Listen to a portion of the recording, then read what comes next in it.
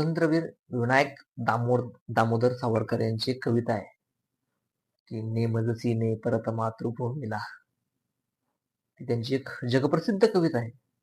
या जगप्रसिद्ध कवितेत ते एका ठिकाणी असं म्हणतात की त्यांच्या म्हणजे बाबाराव सावरकर त्यांचे मोठे बंधू यांना उपमा देण्यासाठी ते असं म्हणतात की तो आम्र वृक्ष वत्सलता, म्हणजे माझा मोठा भाऊ हा एका आंब्याच्या झाडासारखा आहे.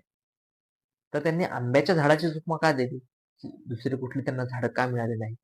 तर आंब्याच्या झाडाचा एक सर्वात महत्वाचा गुण असा आहे की आंब्याचं जे झाड आहे त्याचं फळ हे तर आहेच स्वादिष्ट, म्हणजे तो फळांचा राजाच आहे. दुसरी गोष्ट म्हणजे त्याचं लाकूड, ते सुद्धा कुठे ना कुठेतरी आपल्याला उपयोगात येतात. इव्हन म्हणजे इतकंच नव्हे, तर आंब्याचं पान हे सुद्धा जर खाल्लं तर ते कुठेही कडू लागत नाहीये, त्याचा कुठेही अपाय होत नाहीये. त्याचा मोहर तो जरी खाल्ला तरी तो कुठे कडू लागत नाही, तो कुठे तुरट लागत नाही. त्यामुळे माझा मोठा भाऊ कसा आहे, तर तो आंब्याच्या झाडासारखा आहे.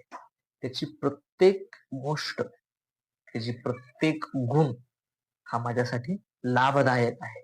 म्हणून स्वातंत्र्यवीर सावरकरांनी मोठ्या भावाची म्हणजेच बाबाराव सावरकरांची उपमा ही आंब्याच्या झाडासोबत केलेली आहे.